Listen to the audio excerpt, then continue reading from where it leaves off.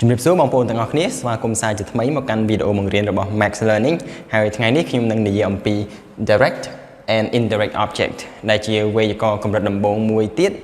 ដែលជាទូទៅអ្នកសិក្សាគាត់តែងតែច្រឡំឬមួយក៏គាត់ដឹងថា Object មាន Direct ហើយនិង Indirect អញ្ចឹងក្នុងវីដេអូនេះខ្ញុំនឹងបកស្រាយឲ្យកាន់តែច្បាស់ថាអាពីរហ្នឹងយើងមើលយ៉ាងដូចម្ដេចហើយវាខុសគ្នាយ៉ាងដូចម្ដេចបើអញ្ចឹងកុំឲ្យខាតពេលយូរយើងតាមដានទាំងអស់គ្នាអញ្ចឹងមុននឹងយើងចូលទៅដល់ direct and indirect object យើងរំលឹកមេរៀនយើងបន្តិចថាតើ object គឺជាអ្វី An object is a person or thing that receives the action of the subject អញ្ចឹង object ហ្នឹងយើងបកថាកម្មបត្តិដែលជាទូទៅកម្មបត្តិរងអំពើរបស់ប្រធានអញ្ចឹងរាល់អ្វីដែលប្រធានធ្វើអំពើទៅលើហ្នឹងគេហៅថាកម្មបត្តិបើអញ្ចឹងក្នុងនេះខ្ញុំមានឧទាហរណ៍3 Purika plays tennis អញ្ចឹង Purika ជា subject play ជា verb ហើយ tennis នេះ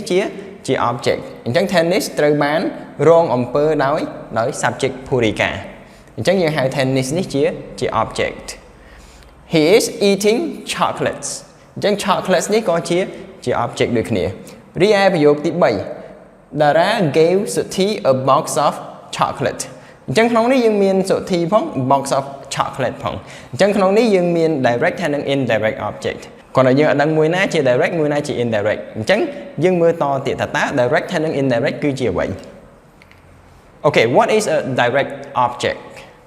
A direct object is a noun or noun phrase or pronoun that receives the action of the verb directly អញ្ចឹង keyword របស់វាគឺ directly មានន័យថាទទួលរងអំពើពីប្រធាននឹងផ្ទាល់មានន័យថា object ហ្នឹងគឺត្រូវបានប្រធានធ្វើអំពើលើតែម្ដងឧទាហរណ៍ He is eating chocolate អញ្ចឹង answer the question what is he eating គាត់ញ៉ាំអីគេញ៉ាំ chocolate អញ្ចឹង chocolate ហ្នឹងជា direct object She hates her teacher She hates her teacher នាងស្អប់គ្រូរបស់គាត់អញ្ចឹង her teacher គឺជា direct object នាងស្អប់ណាគេ Who her teacher so her teacher is the direct object A sentence that has direct object may or may not have indirect object ប្រយោគដែលមាន direct object អាចមានឬក៏មិនមាន indirect object អញ្ចឹងអាហ្នឹងយើងត្រូវធ្វើការកត់ចំណាំមួយអញ្ចឹង again direct object គឺជាកម្មបត្តិដែលរងអំពើរបស់ប្រធានផ្ទាល់តែម្ដងចុះ indirect object វិញ An indirect object is the noun or noun phrase or pronoun to whom or for whom the action is done It receives the action through the direct object but not directly បើយើងនិយាយសាមញ្ញមក indirect object ហ្នឹងគឺជាកម្មបត្តិមិនផ្ទាល់ដែលជាទូទៅវាទទួលរងអំពើពីប្រធានហ្នឹងដោយប្រយោលហើយជាទូទៅវាឆ្លើយនឹងសំណួរ at whom to whom from whom or for whom អញ្ចឹងយើងអាចសន្មតថា indirect object ភាគច្រើនគឺជាមនុស្សអញ្ចឹងប្រសិនបើ sentence មួយវាមាន object 2មួយរបស់ឬក៏មួយមនុស្សអញ្ចឹងយើងអាចសន្និដ្ឋានបានថាមនុស្សហ្នឹងគឺជា indirect object អូខេអញ្ចឹងយើងមើលឧទាហរណ៍ទាំងអស់គ្នា Here I bought a ring for Purika អញ្ចឹង I bought a ring នេះយើងបោះថាចិញ្ចៀនខ្ញុំទិញចិញ្ចៀនមួយវង់អញ្ចឹងចិញ្ចៀនហ្នឹងត្រូវបានទិញដោយខ្ញុំអញ្ចឹងចិញ្ចៀនហ្នឹងវាជា direct object for Purika សម្រាប់ Purika អញ្ចឹង Purika គឺជាកម្មបត្តិមិនផ្ទាល់ខ្ញុំទិញចិញ្ចៀនសម្រាប់ Purika អញ្ចឹង ring direct object Purika គឺជា indirect object ព្រោះអីខ្ញុំទិញចិញ្ចៀនខ្ញុំមិនមែនទិញ Purika ទេអញ្ចឹងហើយបានជាគេហៅ Purika ជា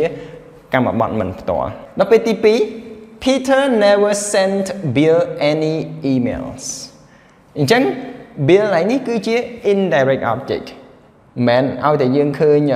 object ហ្នឹងនៅដំបូងគឺ direct ទេSend Bill any emails យើងសួរថា send អីគេ send emails អញ្ចឹង email ហ្នឹងជា direct object send email ឲ្យណាគេឲ្យ Bill អញ្ចឹង Bill ហ្នឹងជា indirect object អញ្ចឹងប្រយោគខ្លះអាចមាន direct ហើយនិង indirect object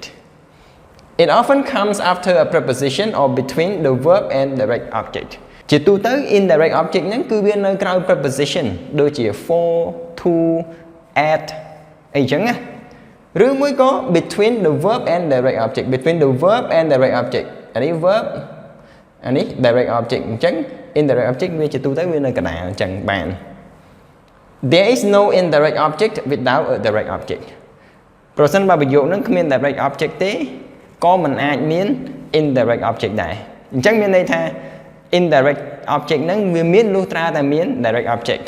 បើអញ្ចឹងសរុបមកវិញ object can be noun pronoun or noun phrase កម្មបត្តិហ្នឹងវាអាចជានាមសព្ទនាមឬមួយក៏កន្សោមនាមរីឯ direct object ហ្នឹងគឺជាកម្មបត្តិផ្ទាល់ដែលវារងអំពើពីប្រធានផ្ទាល់តែម្ដង